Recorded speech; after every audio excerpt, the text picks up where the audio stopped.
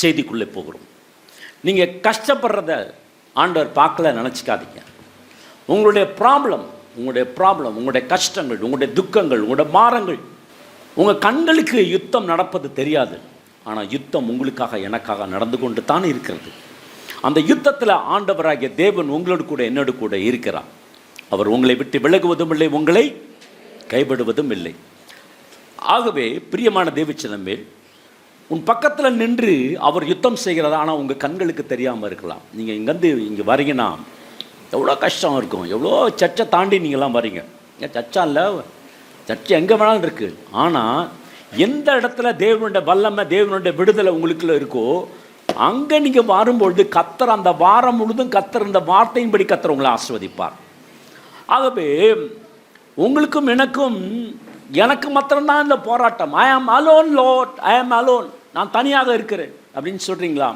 இன்றைக்கி நற்செய்தி உனக்காக, உங்களுக்காக, எனக்காக கர்த்தர், உங்களுக்காக எனக்காக கர்த்தர் யுத்தம் செய்வார். யுத்தம் யாருடையது?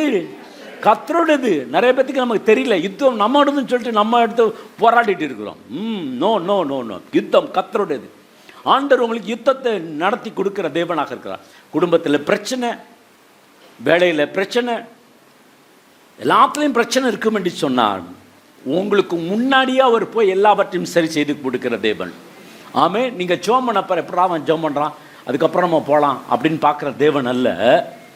ஆண்டவர் என்ன பண்ணுவாராம், நீங்கள் ஜெபிக்கிறதுக்கு முன்னாடியே அவர் போய் நின்று உங்களுக்கு எனக்காக யுத்தம் பண்ணுவார். நம்புகிற ஆமென்னு சொல்லுங்களேன். உங்களுக்கு முன்னாடியே போய் உங்களுக்கு வர வேண்டிய ஆசீர்வாதத்தை ஆண்டவராகிய தேவன் கொடுப்பார். ஆமென், ஹல்லேலூயா. ஆகவே நீங்கள் ரெடியாக இருக்கிறீங்களோ இல்லையோ அவர் ரெடியாக இருப்பார். நம்புறீங்களா? நீங்கள் இங்கே வர்றதுக்கு முன்னாடியே அவர் ரெடியாக இருப்பார். நம்புறீங்களா? அவர் உங்களுடைய காரியத்துக்காக அவர் யுத்தம் பண்ண போகிறார். அவர் உங்களுக்கு முன்னே போய் நான் கோலனான காரியங்களை செவ்வைப்படுத்துவேன் என்று சொல்லப்பட்ட வார்த்தையின்படி கர்த்தர் உங்களை ஆசீர்வதிப்பார். ஆமென். நீங்கள் ஜெபம் பண்ண பிறகு தான் ஆண்டவர் செய்யணும்னு இல்லை, பார்க்காம ஆசீர்வாதத்தை கொடுக்கறதா நம்ம ஆண்டவர். ஆமென். ஆகவே உங்கள் பிரச்சனை இதுதான் தெரியும். பிரச்சனை இல்லாத மனுஷன் எல்லாத்துக்கும் பிரச்சனை இருக்கும். ஆனால் பிரச்சனை இல்லாத மனுஷன் இல்லை. ஆனால் எல்லா பிரச்சனையிலும் கர்த்தர் நின்று எல்லாவற்றையும் கர்த்தர் ஆசீர்வதிப்பார். ஆமென். எடுத்து வாசிக்கலாம். யாத்ராகம் புத்தகம் 17ஆம் அதிகாரம் 1-2. பின்பு இஸ்ரவேல் புத்திரராகிய சபையார் எல்லாரும் கர்த்தருடைய கட்டளையின்படியே சீன் வனாந்தரத்திலிருந்து புறப்பட்டு பிரயாணம் பண்ணி ரெவிதீமிலே வந்து பாளையம் இறங்கினார்கள். அங்கே ஜனங்களுக்கு குடிக்க தண்ணீர் இல்லாதிருந்தது. அப்பொழுது ஜனங்கள் மோசேயோட வாதாடி நாங்கள் குடிக்கிறதற்கு எங்களுக்கு தண்ணீர் தர வேண்டும் என்றார்கள். ஆமென். அதற்கு மோசே என்னோட ஏன் வாதாடுகிறீர்கள், கர்த்தரை ஏன் பரீட்சை பார்க்கிறீர்கள் என்றான். ஆமென். பாருங்க, இந்த சம்பவம் உங்களுக்கு எல்லாத்துக்கும் தெரியும். இஸ்ரவேல் புறப்பட்டு முத வராங்க. அவங்க வந்த பிறகு ஒரு ஊர்ல வராங்க. அந்த ஊர் பேர் என்னது? என்ன பேரு? கொஞ்சம் சொல்லுங்க நல்ல சத்தமா. ரெவிதீமிலி. அந்த இடத்துல வராங்க. அப்போ அங்கே வரப்ப என்ன நடக்கணும்? யுத்தம் நடக்க போகுது. அந்த இடத்துல தான் ரெஸ்ட் பிளேஸ். அந்த ரெவிதீமிலின்னா அந்த பிளேஸ் ஆஃப் ரெஸ்ட். அது உங்களுக்கு சமாதானத்தை கொடுக்குற இடம். ஆனால் அங்கே சமாதானம் இல்லை. அங்கே என்னெல்லாம் இல்லைன்னா தண்ணி சரியில்லை. அதுக்கப்புறம் அமலேக்கர் வர ஆரம்பிச்சிட்டாங்க, யுத்தம் பண்ண ஆரம்பிச்சிட்டாங்க. இப்போ யுத்தம் கர்த்தருடைய சித்தத்தின்படியும் நடக்கும். கர்த்தருடைய சித்தம் என்னன்னா யுத்தம் நடக்கணும். சில வேளையில் கர்த்தருடைய சித்தம் யுத்தமே இல்லை அப்படின்னு நான் சொல்ல முடியாது. கர்த்தருடைய சித்தம் யுத்தத்தை நடத்துவார், ஆனால் யுத்தத்தை அவர் செய்வார். ஆமென், ஹல்லேலூயா. ஆகவே பிரியமான தேவச்சனமே, இன்னைக்கு there will be a battle even it is the God's will. இன்னைக்கு யுத்தம் நடக்கும், ஆனாலும் கர்த்தருடைய சித்தத்தின்படி. இன்னைக்கு God will என்னன்னா யுத்தம் இல்லைன்னு அர்த்தம் இல்லை, யுத்தம் இருக்கும். அந்த யுத்தத்தில் கர்த்தர் உங்களை ஆண்டவர் ஆசீர்வதிக்கிறார். அவர்கள் ரெவிதீமிலே வந்த பொழுது என்ன நடந்துச்சுன்னா, யாத்ராகம் 17 அமலேக்கியர் வந்து ரெவிதீமிலே இஸ்ரவேலரோட யுத்தம் பண்ணினார்கள். ஆமா, அமலேக்கியர் வந்து இஸ்ரவேலரோட யுத்தம் பண்ணினார்கள். ஆகவே பிரியமான தேவச்சனமே, வசனம் சொல்லுகிறது, அந்த யுத்தத்தை செய்வதற்கு முன்பாக ரெவிதீமிலே யுத்தம் பண்ண போனாங்க. ஆண்டவர் சொன்னார், நீங்கள் போங்க, நீங்கள் அந்த ரெபிதீமில் தாண்டி யுத்தத்தெல்லாம் முடித்த பிறகு you must worship the Lord. ஆண்டவர் ஆராதிக்கணும்னு வச்சுருக்கார். இதுதான் ஆண்டவரோட அஜெண்டா. அந்த அஜெண்டா என்ன நடக்குன்னா, அந்த ரெஸ்ட் பிளேஸ் ரெபிதீமில், அந்த ரெஸ்ட் ஆஃப் பிளேஸ், அந்த இடத்துல என்னாச்சுன்னா யுத்தம் வர ஆரம்பிச்சிச்சு. அந்த இடத்துல யுத்தம் யார் பண்ணுறாங்கன்னா, அமலேக்கர் யுத்தம் பண்ணுறாங்க.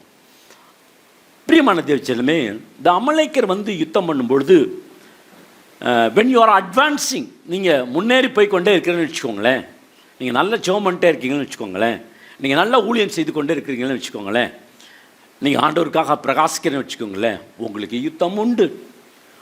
ஆமென். யுத்தம் இருக்காதுன்னு இல்லை. இப்போ எங்களை போகிற ஆட்களுக்கு, பிசாசை துரத்துறவங்களுக்கு, ஆண்டவர் ஆராதிகளுக்கு பிசாசுக்கு பிடிக்குமா? பிடிக்காது.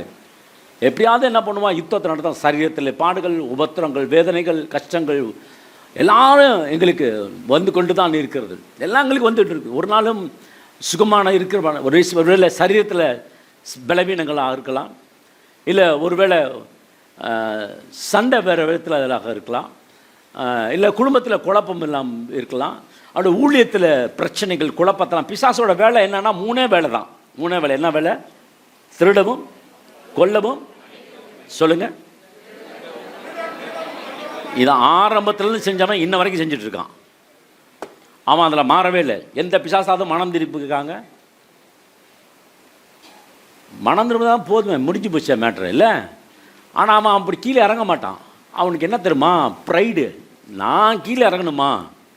நான் இறங்க மாட்டேன். நான் வலதுபுறத்தில் அமைக்கப்பட்ட சிங்காசனம் மேலே அமர்ந்திருப்பேன், நான் தேவர்களுக்கு எல்லாம் உயரமாக இருப்பேன் அப்படின்னு அவன் நினச்சான் மனசில்.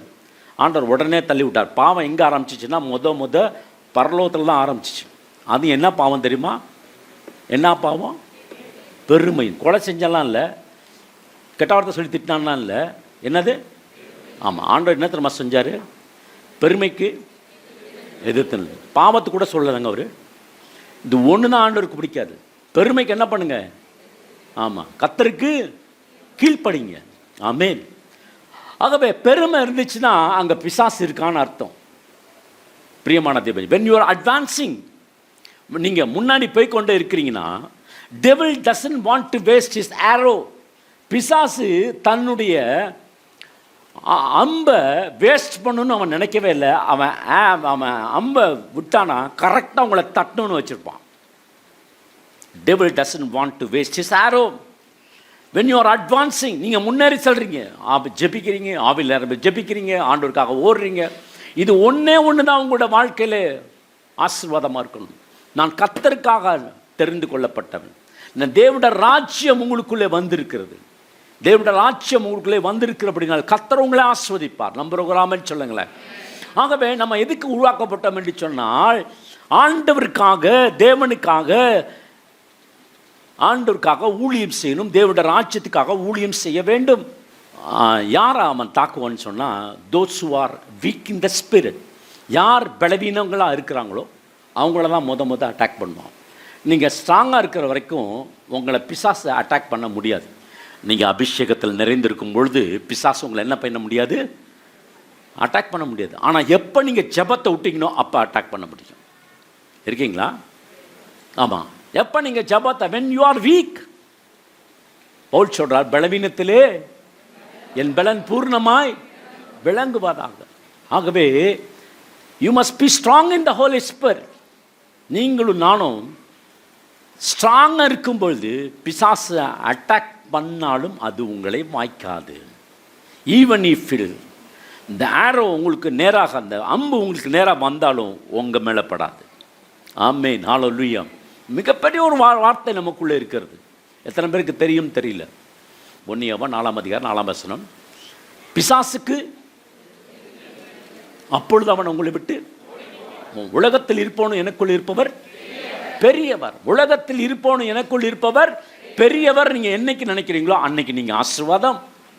உங்கள் குடும்பத்தை ஒன்றும் செய்ய முடியாது, உங்கள் பிள்ளைகளை ஒன்றும் செய்ய முடியாது. கர்த்தர் உங்களை என்னை ஆசீர்வதிக்கிற தேவனாக இருக்கிறார். ஆகவே பிரியமான தேவச்சனமே, இன்னைக்கு யுத்தங்கள் இருக்கிறது, குடும்பத்தில் நிறைய யுத்தங்கள் இருக்குது. யுத்தம் தான் கத்தி எடுத்து சண்டை போடுற அந்த யுத்தம் இல்லை. உங்களால் செபிக்க முடியாது, உங்களால் ஆண்டவர் சமூகத்தில் வர முடியாது, உங்களால் தேவனுக்காக பிரகாசிக்கணும்னு நினச்சா பிரகாசிக்க முடியாது, ஜெபிக்கணும்னு நினச்சா ஜெபம் பண்ண முடியாது. ஆவிக்குரிய யுத்தம்.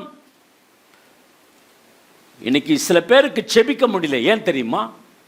உலகத்தின் கவலைகள்லாம் தங்களுக்குள்ளே ஏற்றுக்கொண்டதுனால என்ன செய்ய முடியல? ஜெபிக்க முடியல. கர்த்தர் நல்லவர்.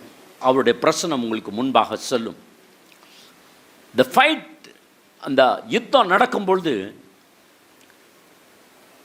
அது என்னன்னு தெரியல பிரதர், எனக்கு மாத்திரம் எங்கள் குடும்பத்துக்கு மாத்திரம் மாதம் மாதம் இந்த பிரச்சனை வந்துட்டே இருக்கு அப்படின்னு எத்தனை பேர் சொல்கிறீங்க?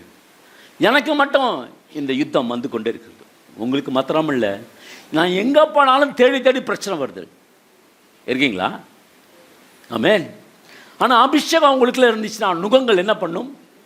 முறிந்து விடும். உங்களை தேடி பிரச்சனை வருதா? நீங்கள் செபிக்க ஆரம்பிங்க, பிரச்சனை உங்களை விட்டு விலகி போகும். Better be silent. அந்த நேரத்தில் ரொம்ப சமாதானமாக அப்படியே இருந்துங்க, பேசாமல் இருந்துருங்க. கர்த்தர் உங்களே ஆஸ்வதிப்பார். ஆண்டவர்கிட்ட கேட்காதீங்க, ஏன் ஆண்டவர் நான் கீழ்ப்படிலையா? ஆண்டவர் நான் அப்படின்னு டிக்ளேர் பண்ணாதீங்க, விட்டுருங்க. ஆண்டவர் சமூகத்தில் கொடுத்துருங்க. கர்த்தர் உங்கள் சேவைகளை ஆண்டவர் இன்னைக்கு சந்திப்பார். இன்றைக்கு நிறைய மிஸ் அண்டர்ஸ்டாண்டிங் இருக்குது. Not because of your advancing, நீங்கள் முன்னாடி போகிறதுனால இல்லை, நிறைய பிரச்சனைகள் வருது. ஆகவே நீங்கள் ஆண்டவருக்கு கீழ்ப்படிந்துருங்க. யுத்தம் வந்தாலும் அந்த யுத்தத்தில் ஆண்டவர் உங்களை ஜெயிக்கும்படி கர்த்தர் வைத்திருக்கிறான். we attack because of I am advancing. நான் ஏன் அஃபெக்ட் ஆகிறேன்னு சொன்னால், நான் முன்னாடி போகிறேன், நான் ஜெபிக்கிறேன், நான் பிசாசை துரத்துறேன், ஆண்டோட வார்த்தை சொல்கிறேன், ஊழியம் செய்கிறேன். இந்த ஊழியம் செய்கிற இடத்துலாம் பிசாசு என்னை தகர்த்து போடுறான் அப்படின்னு சொல்கிறீங்களா? அந்நிய பாஷையில் ஜெபிங்க, உங்கள் பிரச்சனைகள் இல்பொருளாக மாறும். ஆமென். ஹனி எங்கெல்லாம் ஹனி இருக்கோ, ஹனி தேன் எங்கெல்லாம் இருக்கோ என்ன வரும் தெரியுமா? என்ன வரும்? வண்டு, பீ என்ன வரும்? ஆமாம், பிசாசு அப்படித்தான். எங்கெங்கே பாவம் இருக்கோ, எங்கெங்கே ஆண்டரை விட்டு விலகிட்டீங்களோ அந்தந்த இடத்துல வந்து நிற்பான். இன்னைக்கு ஒரு நற்செய்தி, கர்த்தர் உங்களை பலன் கொண்டு திடமனதாக இருக்கும்படி கர்த்தர் ஆசைப்படுகிறார். ஆமென். ஹல்லேலூயா. You will attack when you are weak, not when you are strong. My second point is, you are attacked when you are weak, not when you are strong. பலவீனமாக இருக்கிற போது, பலன் கொள்ளும் போதும், பிரியமான தேவச்சனமே, அந்த எப்போ தான் நீங்கள் கோல்டாக இருக்கீங்களோ, எப்போமா நீங்கள் அமர்ந்து குளிர்ந்து உலகத்தெல்லாம் பார்த்து பயந்துருக்கீங்களோ, அந்த மாதிரி நேரத்தில் பிசாசு வருவான். உபாகமம் 25:18. உபாகமம் 25:18 எடுத்து நீ இளைத்து விடாய்த்திருக்கையில் பின்வருகிற உன் பாளையத்தில் உள்ள பலவீனரை எல்லாம் வெட்டினான் என்பதை நினைத்திரு. சொல்றாரு, நீ இளைத்து எப்பத்திரமா வருவான்? நீங்க ஸ்ட்ராங்கா இருக்கப்போ வரமாட்டான். நீங்க அந்நிய பாஷை பேசுறீங்க பார்த்தீங்களா, அப்பெல்லாம் வரமாட்டான். நீங்கள் ஜெபிக்கிறீங்க பார்த்தீங்களா, அப்போல்லாம் வரமாட்டான். நீங்கள் ஆலயத்துக்கு வரீங்களா, அப்போல்லாம் வரமாட்டான். நீங்கள் ஆண்டோட வார்த்தை கேட்குறீங்களா, அப்போல்லாம் வரமாட்டான். எப்போ சர்ச்சுக்கு லீவ் போகிறீங்களோ அன்றைக்கி வந்த வார்த்தை வந்தான். நீங்கள் பலவானாக இருக்கீங்களா, பலவீனராக இருக்கீங்களா? இந்த இடத்துல வந்தேன்னா நீங்கள் பலவானாக மாறிடுவீங்க. ஆமென். ஹல்லேலூயா. ஆகவே வயதானவர்கள் இருப்பாங்க, பலவீனர் இருப்பாங்க. அமலேக்கரை அட்டாக் பண்ணுறது முன்னாடி இருக்கிற ஆட்கள் அல்ல, பின்னாடி நடக்க முடியாமல், ஜெபம் பண்ண முடியாமல், கண்ணு தெரியாமல், கால் ஊனமாய் போகிற விட என்ன பண்ணுவான்? பிசாசு அமலேக்கரை அட்டாக் பண்ணுவான். அமலேக்கர் யாருக்கு அடையாளமாக இருக்கான்னு சொன்னால், பிசாசுக்கு அடையாளமாக இருக்கிறான். இந்த அமலேக்கர் யார் என்று சொன்னால், they are the grandson of Esau. ஏசாவோட பேரன்கள் தான் இந்த அமலேக்கர். ஆண்டவர் சொல்கிறாரு, நான் யாக்கோபை நேசித்தேன், ஏசாவை வெறுத்தேன். அவங்களுடைய டெசண்டன்ஸ் தான் யாருன்னா இந்த அமலேக்கியர், ஏசாவோட பேரப்பிள்ளைகள். வசனம் சொல்லுகிறது, அமலேக்கில் அவர்களுக்கு எப்பவும் அட்டாக் பண்ணுவார்கள் என்று சொல்லி. எடுத்து வாசிக்கலாம். 1 பேதுரு 5:8. 1 Peter chapter 5 verses 8. தெளிந்த புத்தி உள்ளவர்களாய் இருங்கள். தெளிந்த புத்தி உள்ளவர்களாய் இருங்கள். விழித்திருங்கள். விழித்திருங்கள். ஏனெனில் உங்கள் எதிராளியாகிய பிசாசானவன் கெர்ச்சிக்கிற சிங்கம் போல் எவனை விழுங்கலாமோ என்று வகை தேடி சுற்றி திரிகிறான். ஆமா, உங்க எதிராளி யார்? நமக்கு எல்லாத்துக்குமே ஒரு எதிராளி இருக்கிறான். பூமியில் உள்ள எதிராளி நான் சொல்லலை. பூமியில் நமக்கு எதிராளி யாருமே கிடையாது, நல்லவங்க தான். ஆனால் எதிரான யாரு? பிசாசானவன். எப்படி வரானா? கெச்சிக்கிற. ஓகே, அது ரைட்டு. ஆனால் அடுத்த வார்த்தை என்ன சொல்றது? எவனை யாரை கவுக்கலாம், யாரை விழுங்கலாம், யாரை அட்டாக் பண்ணலாம். அதனால் என்ன பண்ணுவான்? டெம்டேஷன் கொடுப்பான். இல்லைங்களேன், ஆல்வேஸ் பிரேக்கப். இந்த பிரேக்கப் எப்போ நடக்கும் தெரியுமா?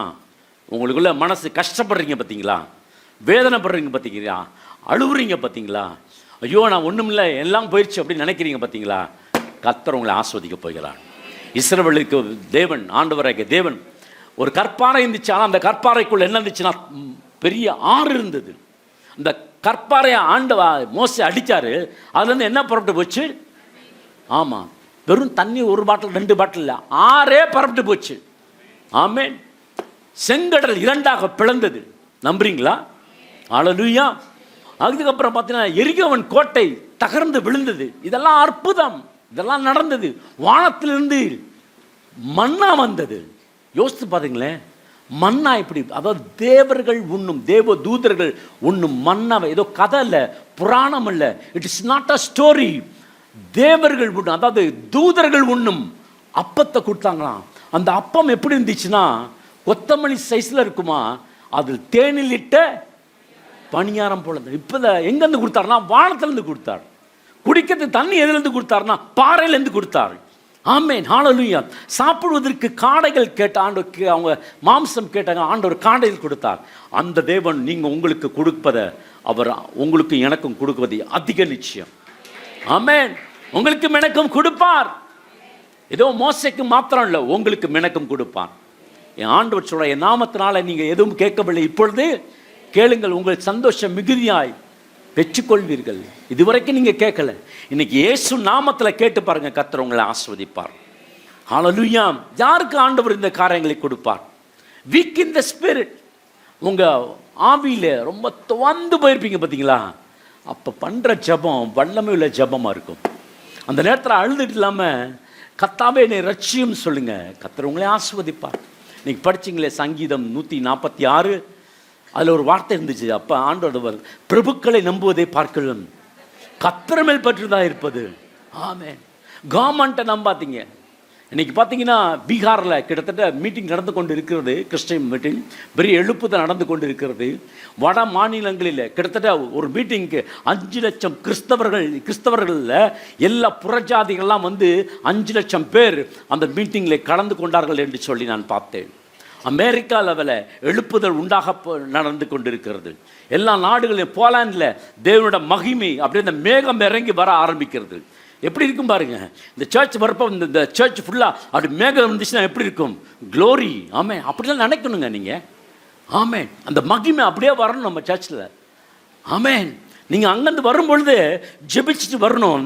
இந்த நாள் எனக்கு ஆஸ்வதிக்கப்பட்ட நாள். ஏசாயா 57:15 எடுத்து வாசிக்கலாம். 57:15. நித்திய வாசியும் பரிசுத்தர் என்கிற நாமம் உள்ளவருமாகிய மகத்துவமும் உன்னதமானவர் சொல்லுகிறார். உன்னதத்திலும் பரிசுத்த ஸ்தலத்திலும் வாசம் பண்ணுகிற நான் பணிந்தவர்களின் ஆவியை, பணிந்தவர்களின் யார் பணிந்தவர்களாய்? நீங்களும் நானும் தான்.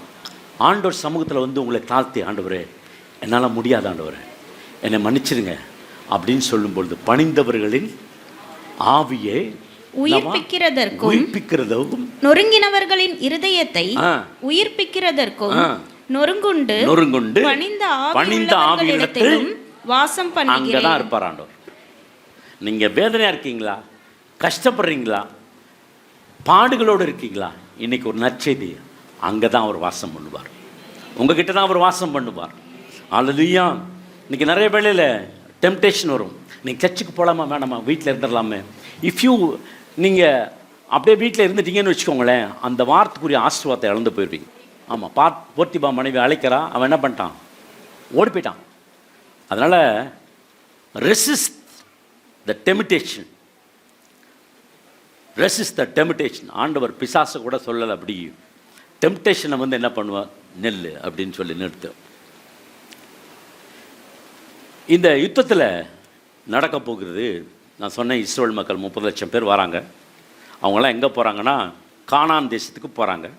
இந்த கானான் தேசத்துக்கு போகிறதுக்கு முன்னாடி இந்த ரெபிதேமி என்று சொல்லப்படுகிற இடம், அது என்ன இடம்னா இந்த பிளேஸ் ஆஃப் ரெஸ்ட், சமாதானத்தை கொடுக்குற தேவன்.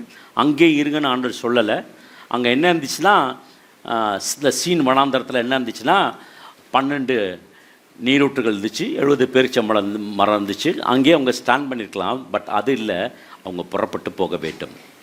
இன் the battle of your posture determines a God's power. நீங்கள் யுத்தம் பண்ணும்பொழுது உங்களுடைய செய்கை எப்படியாக இருக்க வேண்டும், என்னவாக இருக்க வேண்டும் என்று சொல்லி படிக்கலாம். யாத்ராகமம் 17:9-11. அப்பொழுது மோசே யோசுவாவை நோக்கி நீ நமக்காக மனிதரை தெரிந்து கொண்டு புறப்பட்டு அமலேக்கோடை யுத்தம் பண்ண நாளைக்கு நான் மலையுச்சியில் தேவனுடைய கோலை என் கையில் பிடித்துக்கொண்டு நிற்பேன் என்றான். யோசுவா தனக்கு மோசே சொன்னபடியே செய்து அமலேக்கோடை யுத்தம் பண்ணினான். மோசேயும் ஆரோனும் ஊர் என்பவனும் மலையுச்சியில் ஏறினார்கள். மோசே தன் கையை ஏறெடுத்திருக்கையில் இஸ்ரவேலர் மேற்கொண்டார்கள். அவன் தன் கையை தாழ விடுகையில் அமலேக்கு மேற்கொண்டான். ஆமா, இந்த இடத்துல பாருங்க, கையை உயர்த்திருக்கப்ப என்னன்னா யோசுவா வந்து யுத்தம் பண்ணிட்டு, மோசே சொல்வார், நான் மலை உச்சியில் போய் நான் ஜெபம் பண்ண போகிறேன், என் கையில் என்னத்தை எடுத்துகிட்டு போகிறேன், கோல் எடுத்துகிட்டு போகிறேன். இந்த கையில் கோலை எடுத்துகிட்டு போய் நான் என்ன பண்ணுவேன், மலை உச்சியில் போய் நின்று கையை உயர்த்தி இந்த போஸ்டர்னால் நீங்கள் ஆராதிக்க பிள்ளை நான் கவனித்தேன். எத்தனை பேர் நீங்கள் கையை தூக்குறீங்கன்னா, நிறைய பேர் கையை தூக்கலை. இந்த நமக்கு என்னென்னா, இந்த ஹல்லேலூயா சொன்ன பிறகு ஆட்டோமேட்டிக்காக எல்லாம் கை தூக்கிடுவாங்க.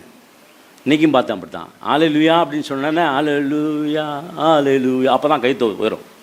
இந்த கையை உயர்த்தி ஆராதிக்கும் பொழுது கர்த்தர் உங்களை ஆஸ்வதிப்பார். ஆமென். This is the action of போஸ்டர்னால் உங்களுடைய நிலைப்பாடு. அந்த நேரத்தில் கையை கட்டிடு அப்படி பார்த்துட்டு இருந்தீங்கன்னா அது ஆராதனையே இல்லை. எப்படி இருக்கணுமா கையை? ஆமாம். அப்படின்னா என்ன அர்த்தம்? சரண்டர். அப்படின்னா என்ன அர்த்தம்? சரண்டர். அந்த மாதிரி ஆட்களுக்கு தான் ஆண்டவர் அற்புதம் செய்வார். இல்லைங்க அவங்க பாட்டு கை வச்சுட்டு போகிறாங்க, கைகளை உயர்த்தி ஆராதிப்போம் அப்படின்னு சொன்ன பிறகு தான் கை வைத்துவாங்க. ஆனால் தேவ சமூகத்தில் வந்திருக்க நீங்கள், யோசுவா என்ன பண்ணுறான்னா, அவன் எப்போருந்து சண்டை போடுற மாதிரி தான் சண்டை போட்டான். அவனோட சண்டையில் வந்து யுத்தம் காலையிலேருந்து சாயங்காலம் வரைக்கும் சண்டை போடுறான். சண்டை போடுறதுல அவனுக்கு வந்து சோர்ந்து போகவே இல்லை. அவன் எப்பவும் போல சண்டை போடுறான். ஆனால் என்ன பிரச்சனைனா, இந்த சண்டை போடுற நேரத்தில் என்ன நடந்துச்சுன்னா, அவன் ஃபுல் எனர்ஜியில் சண்டை போட்டுட்டு இருக்கான். யோசுவா அமலேக்கரையோட யுத்தம் பண்ணி கொண்டு இருக்கிறான். மொத நடக்கிற இஸ்ரவேலருக்கும் அமலேக்கருக்கும் நடக்கிற முதல் இஸ்ரவேலர் தான். அதாவது ஆண்டவருடைய தம்முடைய ஜனம் வருகிற வேளையில் யார் எதிர்த்துனா அமலேக்கர் எதிர்த்துனா. ஆனால் ஆண்டவருக்கு ரொம்ப கடுப்பாயிட்டார். யார் மேலேனா அமலேக்கரை. எப்படி என்னுடைய ஜனத்தை கை வைக்கலாம்? இன்றைக்கும் உங்களுக்கும் எனக்கும் ஒரு நற்செய்தி. உன்னை தொடுகிறவன் என் கண்மணியை தொடுகிறான். ஆண்டவர் உங்களை யாருக்கும் அப்படி அவ்வளோ அசால்ட்டாக ஆண்டவர் விட்டு கொடுக்க மாட்டார். கர்த்தர் உங்களை ஆசீர்வதிப்பார். நீங்கள் அவரோடு இருந்தால் அவரும் உங்களோடு இருப்பார். நீங்கள் அவரை விட்டுட்டீங்கன்னா அவரும் உங்களை விட்டு விடுவார். ஒரே எண்ணம், தேவனுடைய நாமம் மகிமைப்படும். What is the posture? உங்களுடைய செய்கை என்ன? இந்த நேரத்தில் கஷ்டம் வருதா, பாடு வருதா, ஒரே முழங்கால் போட்டு ஜெபம் பண்ணுங்க. கர்த்தர் ஆசீர்வதிப்பார். நிறைய பேர்த்த பார்த்தேன், சில பேர் எந்திரிக்கவே இல்லை, நிற்க உட்காந்துருக்காங்க. இன்றைக்கி காலையில் எனக்கு கண்ணு திறக்கும்படி கர்த்தர் கிருபை பார்த்தன்னு பாராட்டினார். ஆமேன். காலையில் எந்திரிச்சு ஜெபிக்கும்படி கர்த்தர் எனக்கு ஜீவனை இந்த நாளில் கொடுத்தார். ஆமேன். காலை நிற்பதற்கு ஆண்டவர் காலை கொடுத்துருக்கார். நன்றி. நான் செத்து போனால் நிற்க முடியுமா? நான் இறந்து போனால் நிற்க முடியுமா? கர்த்தர் உங்களை எல்லாத்தையும் எனக்கு தான் பயங்கரமான வியாதி இருக்குது. ஹார்ட்டில் பார்த்தீங்கன்னா ஸ்ப்ரிங் வச்சுருக்காங்க இல்லையா? ஆனால் ஆண்டவர் ஆராதிக்கலை, நான் விட்டு கொடுக்கவே மாட்டேன். ஆமென்.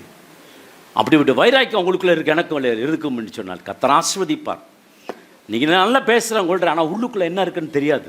ஆனால் உள்ளுக்குள்ளே இருக்கிறது டாக்டருக்கு தெரியும். இந்த வாரத்தில் போய் செக்கப் போயிருந்தேன், கேஎம்சியில் செக்கப் போயிருந்தேன். பார்த்துட்டு ஹார்ட்லாம் நல்லா ஃபங்க்ஷன் ஆகுது, உங்கள் கொலஸ்ட்ரால்லாம் ரொம்ப கம்மியாக இருக்கிறது, உங்கள் சுகர்லாம் ரொம்ப நார்மலாக இருக்குது. இதெல்லாம் ஆண்டவராகிய தேவன் கொடுக்குற ஆசீர்வாதம் தான். ஆமென். கொஞ்ச நேரம் ஆராதிச்சுட்டு போனால் கர்த்தர் சுகத்தை கொடுப்பாருங்க, ஆசீர்வாதத்தை கொடுப்பாருங்க. ஆமென். ஹல்லேலூயா. பிரியமான தேவச்சனமே, அவரால் தாங்க முடியும். ரொம்ப நேரம் கையை தூக்கிட்டு இருக்க முடியல. அதனால என்ன நடந்துச்சுன்னா, கையை அப்படியே கீழே இறங்க ஆரம்பிச்சிச்சு. அப்போ அவங்களோட கூட 2 பேர் போகிறாங்க. யாரும்? ஊரும் ஆரோனும். அப்போ அந்த ஊரும் ஆரோனோட வேலை என்னென்னா, இந்த கையை உயர்த்திருக்க வரைக்கும் அவங்க பேசாமல் இருந்தாங்க. இந்த கையை இறக்கணுன்னு ஊரும் ஆரோனும் என்ன பண்ணாங்க, கையை பிடிச்சி உயர்த்த ஆரம்பம். உங்களுக்கும் எனக்கும் அப்படித்தான். நீங்கள் வீக்காக இருக்கும் பொழுது உங்களுக்காக ஜெபிப்பதற்கு உங்களுக்குள்ளே ஒரு ப்ரேயர் சர்க்கிள் உண்டாக்க வேண்டும் என்று சொல்லி நான் ஆசைப்பட்றேன். உங்கள் குடும்பத்துக்காக, உங்கள் பிள்ளைகளுக்காக, உங்களுக்காக, எனக்காக ஜெபிப்பதற்கு ஒரு டீமை ஃபார்ம் பண்ணிட்டீங்கன்னா கர்த்தர் நிச்சயமாக எல்லா ப்ராப்ளத்திலிருந்து கர்த்தர் உங்களை விடுதலாக்குவார். ஆமென். ஹல்லேலூயா. ஆகவே prayer is the mighty weapon here. ஜெபம் தான் ஒரு வல்லமையான ஒரு ஆயுதமாக இருக்கிறது. ஆண்டவர்கிட்ட நீங்கள் சரண்டர் அடையும் பொழுது கர்த்தர் நெசி வரான். அந்த ஜெபித்து கொண்டு இருக்கும் பொழுது, கை கீழே இறங்கும் பொழுது ஊரும் ஆரோனும் என்ன பண்ணார்களாம், கரங்களை தாங்கி பிடித்தார்கள். அதுக்கப்புறம் அவங்களுக்கும் மனுஷன் தான்ல, அவங்களும் கையை தூக்கி பிடிச்சிட்டே இருக்க முடியல. மோசேயின் கைகள் அசந்து போயிற்று. அப்பொழுது அவர்கள் ஒரு கல்லை கொண்டு வந்து அவன் கீழே வைத்தார்கள். அதின் மேல் உட்கார்ந்தார். ஆரோனும் ஊரும் ஒருவன் ஒரு பக்கத்திலும் ஒருவன் மறுபக்கத்திலும் இருந்து அவன் கைகளை தாங்கினார்கள். இவ்விதமாய் அவன் கைகள் சூரியன் அஸ்தமிக்கும் ஒரே நிலையாய் இருந்தது. ஒரே மாதிரி இருக்கணும். இன்னைக்கு ஒரு மாதிரி, நாளைக்கு ஒரு மாதிரிலாம் இருக்கக்கூடாது. எப்பவும் ஒரே மாதிரியா இருக்கணும். அவனோட கையை தாங்கி பிடிச்சாங்க. உங்களுடைய குடும்பத்துக்காக ஜெபிப்பதற்கு திருச்சபை இருக்கிறது. வியாழக்கிழமை தோறும் இங்கே ஜெபம் இருக்கும். பெண்களுக்காக வெள்ளிக்கிழமை தோறும் இங்கே ஜெபம் இருக்கும். ஞாயிற்றுக்கிழமை எதுக்கு வரோன்னா ஒரு செலிப்ரேஷன். மற்ற நாட்களெல்லாம் நீங்கள் ஜெபித்து வரும்பொழுது ஞாயிற்றுக்கிழமை சொல்லப்படுகிற தேவ பிரசனத்தினால இந்த இடத்துல நிரம்பியிருக்கும் பொழுது எந்த வாதையும் உங்கள் குடும்பத்தில் அணுகாது. எந்த கஷ்டமும் நஷ்டமும் உங்கள் குடும்பத்தில் அருகாது. எப்படி இருக்கணுமானா ஒரே நிலையாக இருந்தால் சொல்லுங்களேன். ஒரே நிலையாக இருந்தது. ஒரே நிலையாக இருக்கணும். இன்றைக்கி ஜெபிக்கிறீங்களா? உங்கள் ஜெபம் ஞாயிற்றுக்கிழமை மாத்திரம் இல்லை, திங்கக்கிழமை உங்கள் ஜெபம் தான், செவ்வாய்க்கிழமையும் ஜெபம் தான், புதன் வியாழன் வெள்ளி நீங்கள் ஜெபிக்கணும். ஒரே மாதிரி ஜெபித்து கொண்டே வரணும். நேற்று ஜெபித்து அதனால் இன்றைக்கி ஜெபிக்கலை அப்படி இல்லை. நேற்று சாப்பிட்டேன் இன்றைக்கி ஆனால் சாப்பிடாமல் இருக்கீங்களா?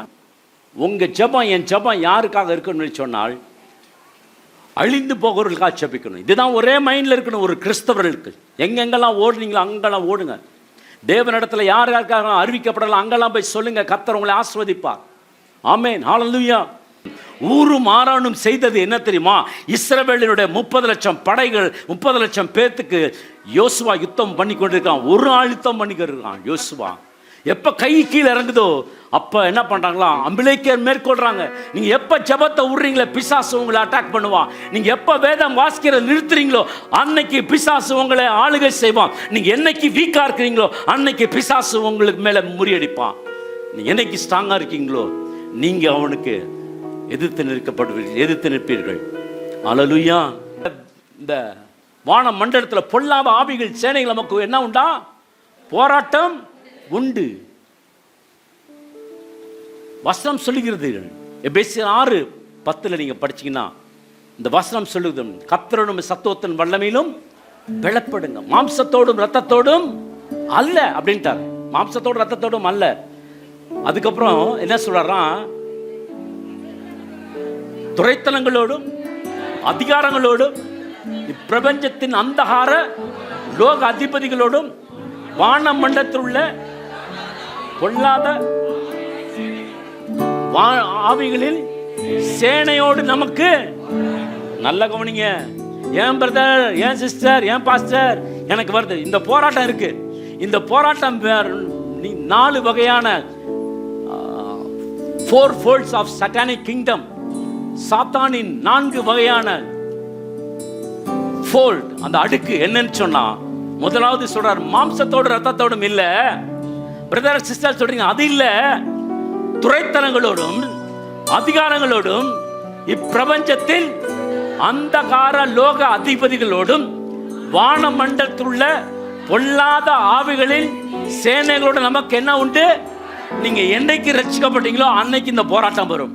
ஆனா ஆண்டவர் சொல்றாரு, பிசாசுக்கு எதிர்த்து நில்லுங்கள், அப்பொழுது அவன் உங்களை விட்டு, யாக்கோபு 4:7 சொல்லுது, அவன் உங்களை விட்டு ஓடி போவான். ஆமென். நம்புறவங்க ஆமென் சொல்லுங்களேன். அவன் உங்களை விட்டு ஓடி போவான். கடன் உங்களை விட்டு ஓடி போகும். தரித்திரம் உங்களை விட்டு ஓடி போகும். கோபம் உங்களை விட்டு ஓடி போகும். சிறையிருப்பு உங்களை விட்டு ஓடி போகும். நம்புறவங்க ஆமென் சொல்லுங்க. ஹல்லேலூயா. இந்த யுத்தம் எப்போ வரும்னு சொன்னா, இந்த பூமியில வாழ்ற எல்லா நாள் வரைக்கும் உங்களுக்கு யுத்தம் உண்டு. யுத்தம் உண்டு. இந்த யுத்தத்தை எப்படி நீங்க ஜெயிக்க போறீங்கன்னா, ஜெபத்தினால. எப்படி அமலேக்கர் ஜெபித்தாங்கன்னா, மோசே கரங்களை உயர்த்தி அப்படி ஜெபிக்கும் பொழுது அவன் வெற்றி எடுத்தான். வெற்றி எடுத்தது மாத்திரமல்ல, யாத்திராகமம் 17:15 மோசே ஒரு பலிபீடத்தை கட்டி அதற்கு யெகோவா நிசி என்று பெயரிட்டான். ஒரு பலிபீடத்தை கட்டினான். முடிச்ச பிறகு என்ன பண்ணிட்டான்? அப்படியே போயில ஜெயிச்சாமாக போயிடலாம், அவர் டீ குடிச்சு வரலாம் அப்படின்ட்டு போல. என்ன பண்ண தெரியுமா? பலிபீடத்தை கட்டி. சொல்லுங்க, பலிபீடத்தை. உங்க பலிபீடம் கட்டப்பட்டிருக்கா? உங்க பலிபீடம் கட்டப்பட்டிருக்கா அல்லது சிதைக்கப்பட்டிருக்கா? இன்னைக்கு ஒரு நற்செய்தி. எலியா என்ன பண்ணான் தெரியுமா? ஒரு பலிபீடத்தை கட்டி இதுக்கு இஸ்ரவேல் என்று பேர் இடுவாயாக என்று சொல்லி பாகால் தெய்வத்திற்கு முன்பாக கர்த்தரே தெய்வம் என்று நிரூபித்து காட்டினவன் யாருன்னா எலியா. பலிபீடத்தை கட்டினா. பலிபீடம் உங்களுடைய ஜெபத்தை குறிக்கிறது. நீங்க ஜெபிக்கும் பொழுது பிசாசு உங்க இடத்துல வர முடியாது. நம்புற ஆமென் சொல்லுங்க. ஹல்லேலூயா. நீங்க ஜெபிக்கும் பொழுது உங்க குடும்பத்துல தரித்திரம் இருக்காது. உங்க சொல்லுவாங்க சில பேர், உங்க வீட்டுல சாபமியா? இல்ல, சாபத்தை போக்குறதுக்கு தான் என் ஆண்டவர் இயேசு கிறிஸ்து இந்த பூமிக்கு வந்தார். மரத்தில் தூக்கப்பட்ட எவனும் சபிக்கப்பட்டவன் எழுதியிருக்கிறபடி கிறிஸ்து எனக்காக சாபமாகி நியாயப்பிரமாணத்தின். ஆமென். நீங்க சாபத்தோடு வாழணும்னு அவசியம் இல்லை கிறிஸ்தவ பிள்ளைகளே. உங்க சாபத்தை ஆண்டவர் சிலுவையில முறிச்சு விட்டார். யுத்தம் சிலுவையில நடந்தது. உங்களுக்காக யுத்தம் நடந்து கொண்டிருக்கிறது. நீங்க ஜெபிக்கும் பொழுது ஆண்டவரும் சேர்ந்து உங்களோடு கூட ஜெபிப்பார். ஆமென். ஹல்லேலூயா. வசனம் சொல்லுகிறது, 14 எடுத்து வாசிக்கலாம். 17:14. பின்பு கர்த்தர் மோசேயை நோக்கி, இதை நினைவு கூறும் பொருட்டு நீ ஒரு புஸ்தகத்தில் எழுதி யோசுவாவின் செவி கேட்கும்படி வாசி. அமலேக்கை வானத்தின் கீழெங்கும் இராதபடிக்கு நாசம் பண்ணுவேன். என்ன சொன்னார் பாத்தீங்களா? அமலேக்கியர் வானத்தின் கீழ் இராதபடிக்கு என்ன பண்ணுவாரா? நாசம் பண்ணுவாரா? அது மாத்திரம் இல்ல, அந்த வார்த்தை சொல்லுது, நீ ஒரு புத்தகத்தில். எத்தனை பேர் எழுதுறீங்க? எத்தனை பேர் எழுதுறீங்க? நானும் எழுதுறேன். எவ்வளவு எழுதி வைக்கிறேன்? ஆண்டோட வார்த்தை எழுதி வைக்கிறேன். எழுதி என்னமா? யோசுவாவின் செவி கேட்கும்படி காதுல அவன் கேட்கணும். நீ கேட்கறீங்களே காதுல, இந்த காதுல கேட்டு என்னன்னா வரப்போகிற 2026 கர்த்தர் உங்களோடு கூட இருப்பார். உங்க பிள்ளைகள் கூட இருப்பார். உங்க பிசினஸோடு இருப்பார். உங்க குடும்பத்தில் இருப்பார். நீங்க செய்யறதெல்லாம் ஆண்டவர் ஆஸ்வதிக்க போகிறார். காதுல கேட்கும்படி வாசி. ஏன் தெரியுமா? யோசுவா, இதுதான் முதல் யுத்தம் உனக்கு இல்ல. இன்னும் 31 ராஜாவை நீ மேற்கொள்ள வேண்டும். 31 ராஜாவை நீ மேற்கொள்ளணும். அதனால அவனுடைய காதுல சொன்னாங்களாம். ஆமென். இன்னைக்கு உங்க காதுல நீங்க கேட்கறீங்க இல்லையா? என் ஆண்டவர் விடுதலை கொடுக்கிற ஆண்டவர், நம்புறீங்களா? என் ஆண்டவர் அற்புதம் செய்கிற ஆண்டவர், நம்புறீங்களா? என் ஆண்டவர் உங்க தேவைகளை சந்திக்கிற ஆண்டவர், நம்புறீங்களா? ஹல்லேலூயா. காது கேட்கும்படி வாசி. இந்த வேதாத்தை எடுத்து வாசிங்க. சத்தமிட்டு படிங்க. சங்கீதம் 23 படிங்க, சங்கீதம் 146 படிங்க, சங்கீதம் 90 படிங்க, சங்கீதம் 91 படிங்க, சங்கீதம் 24 படிங்க, சங்கீதம் 1 படிங்க, சங்கீதம் 119 படிங்க. எத்தனை வசனம் இருக்குது? 100 படிங்க. வார்த்தையில நில்லுங்க. வார்த்தையில் நிற்கும் பொழுது கர்த்தர் உங்களுக்காக யுத்தம் பண்ணுவார். இருக்கீங்களா? ஆமென். வியாதி வருமா? வருத்தம் வருமா? வேதனை வருமா? கஷ்டம் வருமா? பாடுகள் வருமா? ஒன்றும் உங்களை சிதப்படுத்தாது. வசனம் சொல்லுகிறது, சர்ப்பத்தை மிதிப்ப, தேள்களை மிதிப்ப, சத்துருவின் சகல வல்லமையும் மேற்கொள்ளும்படி நான் உனக்கு ஒன்று முன்னை. லூக்கா 10:19. ஆமென். இந்த வசனம் இதைத்தான் சொல்லுகிறது. ஆண்டவர் சொல்றார், நான் நாசம் பண்ணி போடுவேன். அதுக்கப்புறம் he will erase everything. ஆண்டவர் உங்க எல்லா சாபத்தையும் அழித்து விடுவார். எப்ப தெரியுமா? எப்ப என் ஆண்டவர் உங்களுக்காக எனக்காக சிலுவையில் போனாரோ, நீங்களும் நானும் சாபத்தை சுமக்க தேவையில்லை. சாபத்தை அவர் சுமந்து கொண்டார். உங்க பாவத்தை அவர் ஏற்றுக்கொண்டார். உங்க பலவீனத்தை அவர் ஏற்றுக்கொண்டார். அவர், ஆமென், ஹல்லேலூயா, அவருடைய பலவீனத்தினால உங்களை ஆண்டவர் உங்களை என்னையும் பலவானாய் கர்த்தர் மாற்றியிருக்கிறார். ஆமென், ஹல்லேலூயா. இயேசு தரித்திரனானாராம். ஏங்க அவர் தரித்திரனானோ? வானத்தையும் பூமியும் படைத்த ஆண்டவர் உங்களுக்காக எனக்காக என்னவா மாறினார்? தரித்திரனா மாறினார். ஏன் தெரியுமா? நீங்களும் நானும் யாரா இருக்கும்படி? ஐஸ்வரனாகும்படி. சொல்லுங்களேன், சொல்லுங்களேன், ஐஸ்வரனாகும்படி. சொல்லுங்களேன், ஐஸ்வரனாகும்படி. ஆமென், ஹல்லேலூயா. மோசே இஸ்ரவேல் செய்த முதல் யுத்தம் அமலேக்கியர். அதனால தான் ஆண்டவர் சொன்னார், என் ஜனங்களை தொட்டதுனால நான் என்ன பண்ணுவேன்? நாசம் பண்ணி போடுவேன். நாசம் பண்ணி உங்களை தொடுவ யாரும் முடியாது. செய்வன ஆவி, மாந்திகத்தின் ஆவி, ஏவல் ஆவி யாராவது வச்சாங்கன்னா அவங்களுக்கெல்லாம் இதுதான் கதை. நாசம் பண்ணி போடுவார். நம்புற ஆமென் சொல்லுங்க. கர்த்தர் உங்களுக்காக யுத்தம் பண்ணுவார். ஹல்லேலூயா. கர்த்தர் உங்களுக்காக யுத்தம் பண்ணுகிற தேவனாக இருக்கிறார். நம்புறீங்களா? நம்புறீங்களா? நம்புறீங்களா? ஹல்லேலூயா. ஆகவே யுத்தம் உங்களுடையதல்ல. யுத்தம் யாருடையது? யுத்தம் யாருடையது? நீங்க எப்ப நீங்களா யுத்தம் பண்றீங்களோ அந்த யுத்தம் ஓயாது. எப்ப இந்த யுத்தத்தை ஆண்டவர்ட்ட கொடுக்குறீங்களோ அப்ப அந்த யுத்தம் கர்த்தருடையது. ஹல்லேலூயா. கர்த்தர் ஆசீர்வதிப்பார். நம்புறீங்களா? கர்த்தர் உங்களோடு கூட என்னோடு கூட இருக்கிறீங்களா? he will erase, he will erase. அதுக்கப்புறம் சொல்றாரு, உன் தலைமையில என்ன எழுதுவான் தெரியுமா?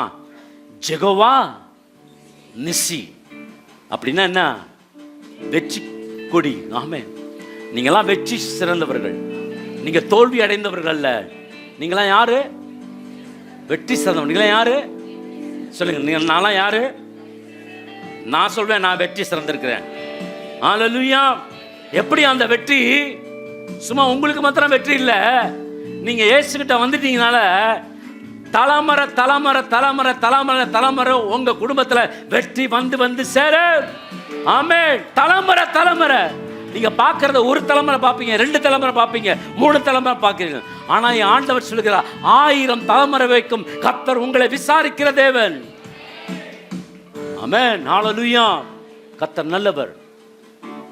அவருடைய நாமத்தை வீணிலே வழங்காதிருப்பாயாக அப்படின்னு ஆண்டவர் சொல்லியிருக்காருல. 10 கட்டளையில் ஒரு கட்டளை என்னன்னா, அவருடைய நாமத்தை என்ன பண்ணக்கூடாது? ஆமா, அத்தருடைய நாமம் மற்ற ஜனங்களுக்குள்ள பரியாசமாகவும் இருக்கக்கூடாது.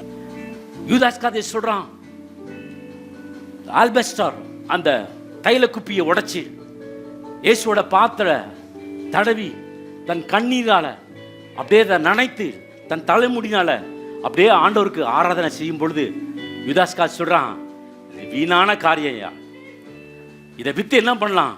ஒரு 300 பணத்துக்கு ஏழைகள் கொடுக்கலாம் அப்படின்னு ஒரு வார்த்தையை போட்ட விட்டான். டப்புன்னு ஒன்று. ஒருத்தன் பற்ற வச்சா போதும்ல. ஒருத்தன் பற்ற வச்சான். யாரு? யூதாஸ்காரியோத்து பற்ற வச்சான். கூட இருந்த எல்லா பையங்களும் ஆமா ஆமா இது வேஸ்டான காரியம் அப்படின்ட்டானுங்க. ஆண்டவர் சொன்னார், நீ தொந்தரவு பண்ணிட்டாத. இவன் எங்கெங்கெல்லாம் அந்த உலகம் பரியந்தும் எங்கெங்கெல்லாம் என்னை பற்றி சொல்கிறாங்களோ அங்கெல்லாம் அவளை பற்றி நினைப்பூட்டப்படும். வெளிப்படுத்தின விசேஷம் 1ஆம் அதிகாரத்தில் அவன் பார்க்கும் பொழுது, இயேசுவை பார்த்த பொழுது செத்தவனை போல கீழே விழுந்தான்.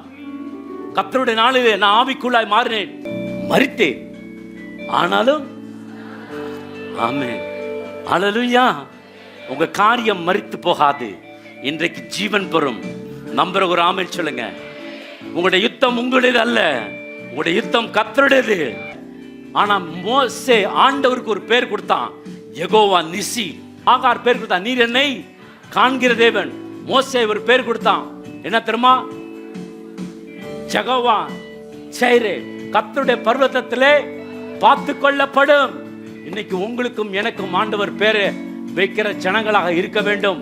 நீங்க யெகோவா நிசியின் நாமத்தினாலே, இயேசு கிறிஸ்துவின் நாமத்தினாலே எதை செய்வீர்களோ அதை எல்லாம் வெற்றி சிறக்க பண்ணுவார், இயேசு நாமத்தில். ஆமென். சந்தோஷமா இருக்கீங்களா? சந்தோஷமா இருக்கீங்களா? சந்தோஷமா இருக்கீங்களா? கரங்களை தட்டி லோரி. ஆமென். ஹalleluya. நம் அனைவரும் தலைகளை தாழ்த்தி நம் கர்த்தருக்கு நாம் நன்றி செலுத்துவோம். கர்த்தாவே, இந்த அருமையான இந்த ஆராதனை தேவன் எங்களுக்கு கொடுத்த கிருபைக்காக கோடான் கோடி நன்றி.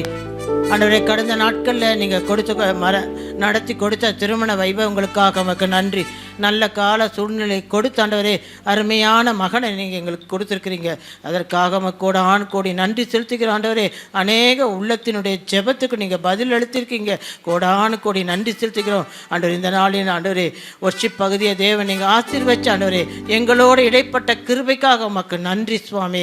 செய்தி வேலைக்காக உமக்கு நன்றி கர்த்தாவே. மோசே ஆண்டவர் யெகோவா நிசி என்ற பலிபீடத்தை கட்டினார். இந்த நாளில் ஆண்டவரே, கர்த்தர் எங்களுக்காக ஒரு பலிபீடத்தை கட்டி தரும்படியாக நாங்கள் செபிக்கிறோம் ஆண்டவரே.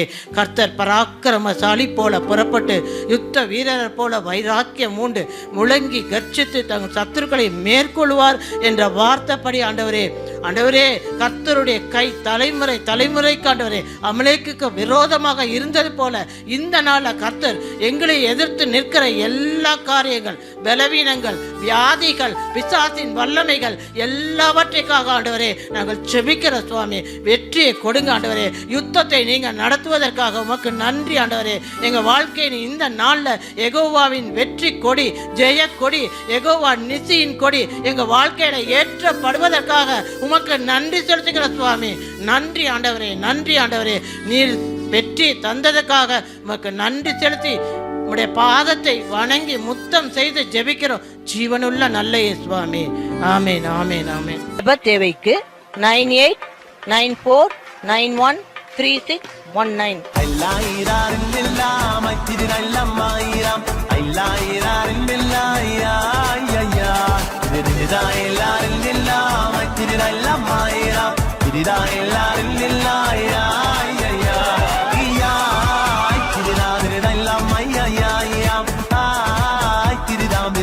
La